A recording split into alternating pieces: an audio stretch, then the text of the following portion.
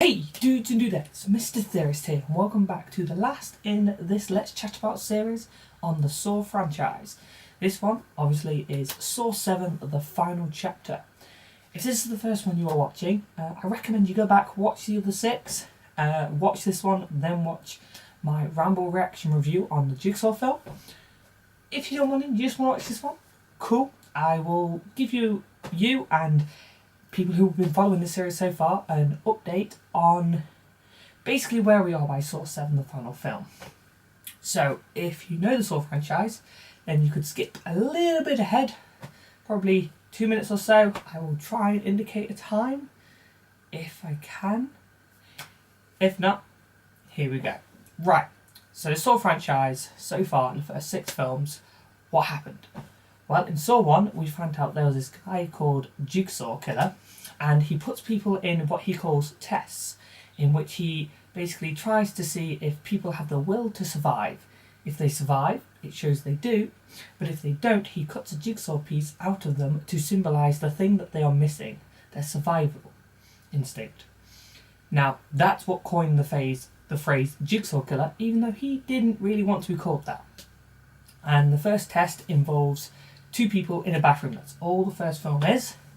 And one of them is told, right, kill the other guy in this room or your family dies. And the other guy is told, well, all you've got to do is survive. What happens is the guy is told to kill the other guys in the room with. He pretends to kill him, manages to escape and save his family, and it turns out the extra corpse that was in the room with them is the Jigsaw Killer. And that's the end of the first film. Second film, we are introduced to more of the police force element of this universe, and they track down Jigsaw in the second film. And they catch him, and he says, you can't arrest me, because if you do, I will essentially cause you to lose your son and a bunch of people will die. If you stay here in this room with me, it will turn out that your son is safe. All you got to do is listen to me. While that's going on, you see the test that he is referring to, which is a house with a bunch of people in, including the detective's son, and it playing out at the same time.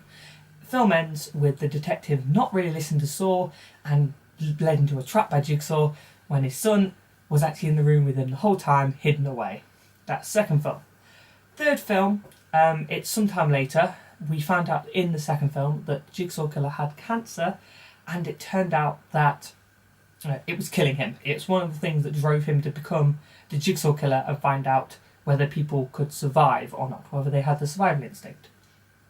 By this point, he is pretty much on death's door, and he gets his apprentice, who we met in the second one, called Amanda, to he tells the doctor, look, keep me alive for as long as this other trap is going on. At the very end, we'll let you go. The other trap that's going on is a guy who is filled up with revenge and wants to take down and kill the people who caused the death of his son, including, well, the guy who killed his son by driving, and the people who caused the killer to basically get away free, which is the judge and the witnesses. It then, as that cumulates, you find out at the very end of the film that the guy in the trap is actually the doctor's wife, and it wasn't the doctor's test at all, but it was the apprentice Amanda, as she is not following in his path. He has told her the rules, but she is not following it, and this costs Amanda her life, causes Jigsaw to lose his life. Jeff, the guy in the trap, dies, well, is trapped, and we don't know what happens to him, and his wife is killed as well. Saw 4. By this point, Saw is dead. There's a great I was going to say anatomy, I can't remember the word. Autopsy, that's what I was looking for. An autopsy of Saw's body, in which it's found out that actually he is prepared for his death and that the tests will continue. This film then consists of one policeman trying to get to 2 other of his comrade-in-arms and going through a bunch of different traps. Jigsaw keeps telling him, look, don't be filled up with making sure you save your friends, just listen to what I have to tell you. Film ends with the cop loses his life, one of his partners loses their life as well. It turns out the third comrade in his arms is actually the second apprentice who Saw had prepped for, that will now continue on Saw's legacy. Hoffman. and you find out this entire film has been running parallel to 3, and Jeff, who we weren't sure what happened to him in the third film, ends up dead because he points a gun at a policeman, not realising it's a policeman, and he is shot down. Saw 5. By this point, Hoffman has established himself as the new Saw, the new Jigsaw killer. No one else knows this, but he is full-blown going into it, kidnapping people, setting up the traps. He's meticulous about it, and even when he's got his dummies set up to kind of show how his traps are, he'll replace them in case they look off from the video footage he's seeing.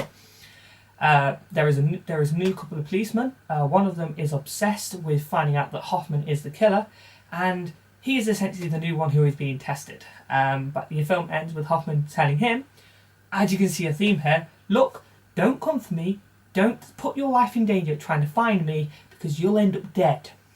What happens? Well, the new cop ends up dead and Hoffman stays free. Saw 6. He uses the fact that this new detective is dead as a way of framing that detective and making it look like he's the new Jigsaw killer. The detective's partner, whose death was faked in the previous film, is now working alongside with her boss, and they are going to find out who the new Jigsaw killer is. They don't believe it's the cop that died in the previous film, so they are determined to find out who it is. Hoffman, by this point, he's a little bit sketchy. He didn't expect this to play out the way it did, and he's kind of losing a bit of control.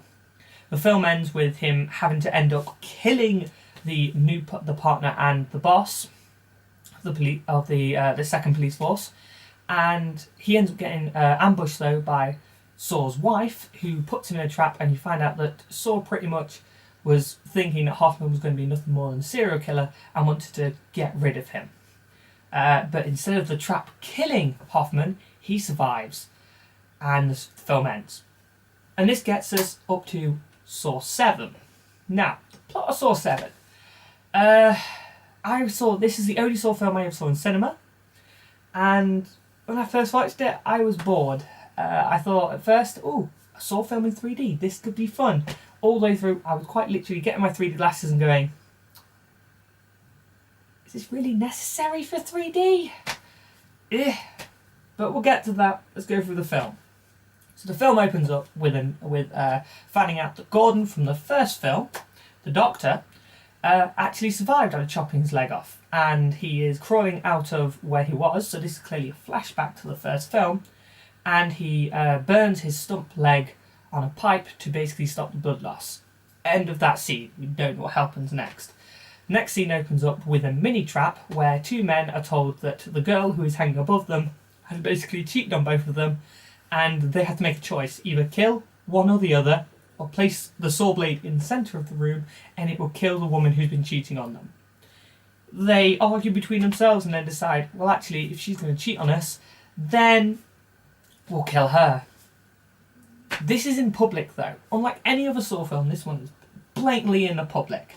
And if you watch my ramble reaction on this, because I was planning on doing this, then the ramble reaction, but time got a bit ahead of me. I say in it that this is the thing with Saw 7 and Jigsaw, is it's very much in the public. It feels very much like they're expanding the world of Saw, which is something I didn't like very much. I'm doing it again, I'm giving you pros and cons, I'm trying to just give you the plot. So, the public event happens, and then we cut away. That's never used again.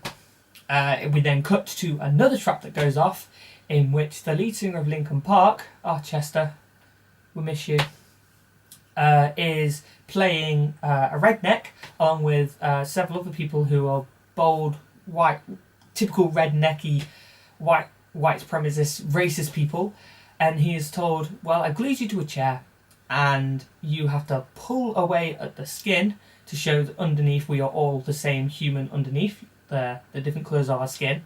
Pull on a lever. If you do not pull on a lever, the car will drop, killing your girlfriend, will drive forward, ripping your friend to pieces, driving over your other friend, and you'll die. He doesn't succeed. All of the racists die, and then the police go there. And they talk about how this is a very public event, and the other policemen, because there are 2 completely new policemen who we've never seen before, unlike the other films where we have an establishing movie, and then, but I'll get to it, and they say, yeah, this is kind of how it is, and they're like, no, this is a little too public. and they dust down the prints, and then they go away, and it finds out that Jill is now going to tell the world, look, Hoffman is Jigsaw. He is the new Jigsaw, and he's going to kill me unless you do something about this. They keep her in a safe house, and then we flash back to the junkyard. An explosion goes off, and it's like, okay, well, there's an explosion go off, which then sets up something later on. We then go back, and they find out that one of the head traps that was placed on Hoffman's head in Saw 6 was left there, and the policemen are like, oh, do you want to talk about the this head trap? And she's like, I don't know. And he's like, oh, that's nice, because that has your fingerprints on it and Hoffman's blood. You could have told me that you tried to kill Hoffman before we put you in a safe house. Now you've got us all into serious trouble. And she's like, he'll come and get me. And he's like, no, this is a safe house, everything's fine. Hoffman, because Hoffman is super bad at this point, sends him a DVD, and he's basically like, hi, I know you have Jill here, give her to me or people will start dying. And they're like, uh-oh. So they move her to the police station. We then flash back, and now we have the main event of the film, which is the big saw trap, in which a guy who supposedly is a survivor of the saw traps has profited on this, and he has this team that works with him, and he goes around the world, basically, or around America, talking about his survival story and how other people should understand the message Jigsaw is trying to give. And we see Gordon is there in this therapy session, and he's like, oh, isn't it nice that you profited from all of this? Bravo. And it's like, ooh, Gordon don't look happy. Well, how did he come in this? When I watched it in the cinema, I didn't realise it was Gordon. But you watch it on DVD and you're like, yeah, that's clearly Gordon. Anyway, so he ends up getting pulled into the trap, and Saw's like, yeah, you know, and I know, you haven't really been in a trap. I'm going to make sure you're now in the trap. Your whole team and your wife, they're involved in this trap as well.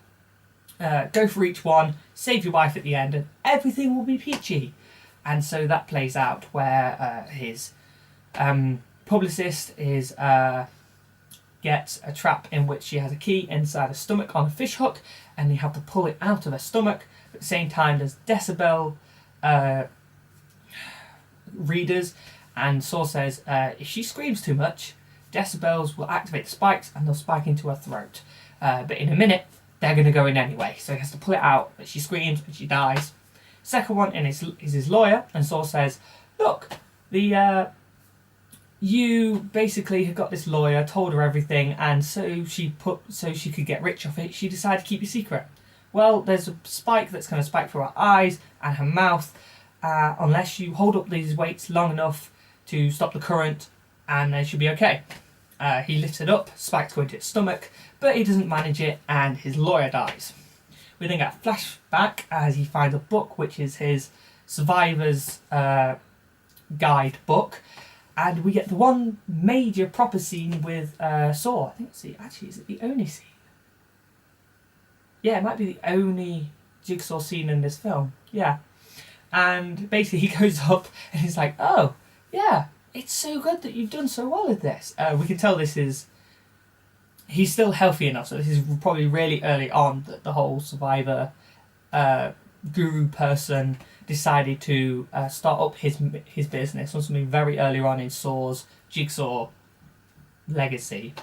And he's like, yeah, in Egypt, if you told a lie in public, you would then be put in prison. And the guy's like, what are you implying? He's like, oh, I'm not implying anything. I'm just saying. And then the third member of the guru's team is like, dude, move on, you're being creepy, just go away. So he gets the book, which has got the guy's face on it, throws the front cover and goes, I don't need it. I've seen your face. Oh, the only really good scene in the film where Tobin Bell is in it, because I've said it all the way through this saga, whenever he's in it, good scene. And then we flash back, and then the guru guy has to go through his third trap, in which he has to stop his best friend from getting lynched on a metal chain, and the guy's blinded. So we've had the woman can't speak, the other girl's eyes getting pierced, and on it it's speak, hear. No, yeah, it's speak, see, and hear. Yeah, because you got the first girl who couldn't scream, the other guy who got her eyes blinded, and then the third guy has to listen to what the guru says, because we've had the speak, see, and hear no evil. Ah, haha! So it's clever. And he has told him, look, you have to tell your friend to do exactly this, get to the centre of the room, and you have to toss in this key. Doesn't manage it, his friend gets lynched by the chain, and he loses his whole team. He finally manages it after doing a little test where he has to pull teeth out to get a combination. He gets to his wife, and Saw says, look, you can get to your wife if you just plug in these 2 cords. But you first have to do the thing, the trap you say you've done before. Sticking hooks into your pectoral muscles, pulling yourself up, and everything's fine. Because as far as you say that you'll be okay. They can support your weight. So he tries it, and it breaks. He doesn't manage it, and his wife dies. And it's one thing in this film, when we get to the pros and cons of this, that I'll talk about. So he essentially fails his entire test, but he doesn't die. This is one thing, like usually when someone fails their test, they end up dying at the end. He doesn't die. We then flash to the cops again, and they're like, okay, we've figured out all these little messages Hoffman sent us. We're going to go to the location, figure out where he is. It turns out it's a trap, and the location they thought they figured out where Hoffman was isn't the right place. Then they get a phone call saying, oh, we figured out where he's sending all his messages from. The junkyard, where the racists were. It's like, oh, damn. So they run there, they find a secret room, and they find Hoffman hunched over in a seat. And they're like, Hoffman, stand up, Hoffman. Turns out it's not Hoffman, it's one of the corpses. But all the corpses have been taken to the morgue. They're like, oh no. Door shuts, chain gun happens, 3 cops die, including our main cop character. He's now dead. We then go to the police station, and Hoffman goes on a freaking killing spree. If you ever want to play a drink every time someone dies, Saw 7 is the film for this. It's insane, the death count in this film alone. Even for a Saw film, the death count is insane. He basically stabs his way all the way to Jill, who is locked away, and they think she's safe. He gets her, kicks her in the stomach. She's like, ooh, that's, ooh. Chases her down, sits her in a chair, and ironically sticks her in Amanda's head trap. And this time he makes sure she can't survive it. And Jill is dead. And it's like, oh, okay. Don't know if we really needed that for the saga. Yay, Saw. Hoffman thinks he's won. He's wiped out all the cops. He's like, ha! He goes to his hideout. He's basically prepping to leave. Burns his hideout just as he leaves. Smack! He gets smacked by 3 people in Jigsaw's pig mask. And you're like, what the? The lead of these 3, who's standing in front of the other 2, rips off his mask. It's Gordon. And then we get a flashback that basically explains that Gordon has been helping Saw all the way through. That in Saw 2, the guy, one of the side traps that had a guy with a key behind his eye, Gordon did that because he is a surgeon. To find out which doctor to help with Saw in Saw 3 with to find Jill, Lynn, Gordon came up with that. And basically, Gordon is this secret weapon Hoffman is Jigsaw has been hiding, and that if anything will happen to Jill, Jigsaw tells Gordon he has to act on this, and in return he will tell Gordon everything. And yeah, because Hoffman killed Jill, Gordon now kidnaps Hoffman, and ironically puts him in the bathrooms from Saw 1, throws away anything that Hoffman could use to escape, and he's just like, that's it. And the film ends with Hoffman stuck in the bathroom. End of film. Now, if you think that's like, what? Kind of is. Let's do pros and cons. Pros of this movie. It feels like a good wrap-up for the entire saga. Kinda. Tobin Bell has a scene, which always rocks. And that's probably about it. I've warned you guys during the saga that when I got to 7, oh boy. It's not as bad on the second viewing. I don't hate it as much as I did the first time. That's probably because I know what I'm expecting. But yeah, here are some of the bad things. It's a choppy as hell film. The acting at times is cringy, really cringy at times. Hoffman seems like he's off the rails completely, which is a pro and a con. And basically saying that Gordon has been helping Saw the entire time is a negative, because for someone who listened to the commentaries as well in between each film knows full well that it was never Gordon. This wasn't something they set up. It was purely kind of like a ha-ha sort of moment. It's okay, but it kind of irritates someone who's been following the saga as well as I have. There is one point that I always feel is a pro and a con, which is that I had a conversation with some people at one point about Saw 7, and I was like, oh, I really don't like it, because you can tell it's clearly two films as one. As they say in the commentary, they planned on having two films, but because of budget reasons, they had to smush it into one film, and you could tell that there is clearly two storylines going on, and there isn't enough movie time for both stories. And the person was like, well, if you think of it like this, each film is kind of like in the mind of the killer. Saw 1, 2 and 3, you're in Saw's mind. He is methodical, he is always knowing where things play out, and the film feels really well put together. 4, 5 and 6, again, it doesn't quite feel like Saw, but it's someone who has learned from Saw and is not quite as methodical as Saw, but you can kind of feel the elements that are there. And then you get to 7, and by this point it's still a Hoffman film, but he's off the rails. His mind's all over the place. He's literally gone nuts. And that's why the film feels so choppy, because it's kind of like his mindset all over the place.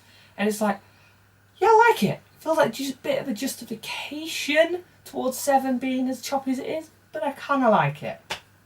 And the two storylines are meant to happen in 7.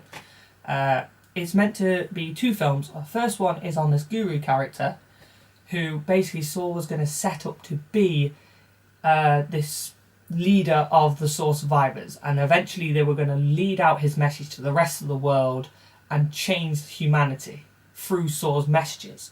And then the last film was going to be Gordon, and you reveal that Gordon was a part of it all.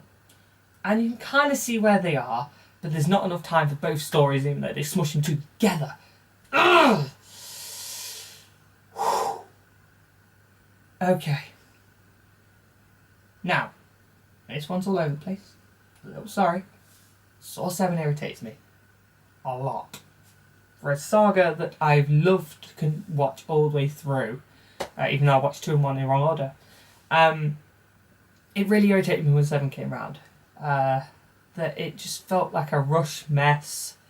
That it didn't feel like there was enough Saw elements in it, even though you have Tobin Bell, but it's in only like one scene.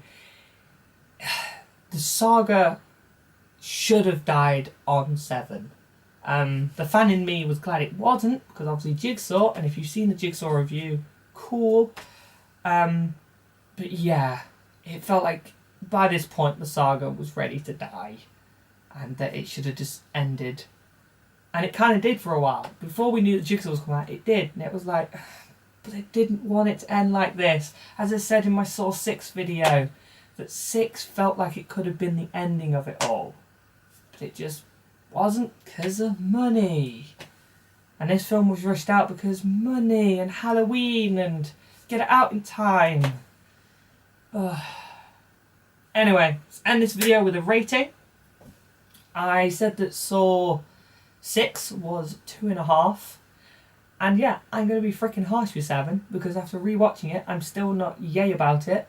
I still have points where I was going into my kitchen to go make a quick drink, because it's like, oh, it's this scene. Yeah, I know this scene. I know this scene very well. I'm going to go make a quick drink. It's for a saga that I love so much. 7 just irritated me and made me feel sad. And just, yeah. So, I give Saw 7 a 1.5. I would give it a 1, but I don't feel like being that harsh. Yay! Anyway guys, I hope you have enjoyed the final in this Let's Chat About Saw saga. I am planning on doing some other sagas in the future, but I'm going to focus back on doing theory videos, and when there's more Ramble reactions coming out, we'll be doing them. The plan is to do a Ramble reaction on Justice League, which I am stoked for, even though I know no one is, I am stoked for. And then if I can get people together, because I'm going to be doing a big, if I can, ramble reaction on Star Wars The Last Jedi. I started this channel after I watched The Force Awakens, so obviously I didn't get to do that, but I'm planning on doing a ramble reaction, if possible, on The Last Jedi, with more than just me and the other guy, possibly going to try and get one or two other people who are my friends, are cool and geeky, and try and do like a bigger version, in a probably a different space because there's not enough room here. But anyway guys, I hope you have enjoyed this video. If you have, please hit that like button, leave a comment, tell me what you think of Saw 7. And on this whole saga, let's chat about series. I've actually really enjoyed doing this as a proper focus, something to do alongside my theory videos. I've really enjoyed them and I will be doing some more in the future. If you haven't already guys, please subscribe to this channel. It helps this channel so much. I've been recently getting even more subscribers, so hello everyone. I hope you enjoyed this channel so far.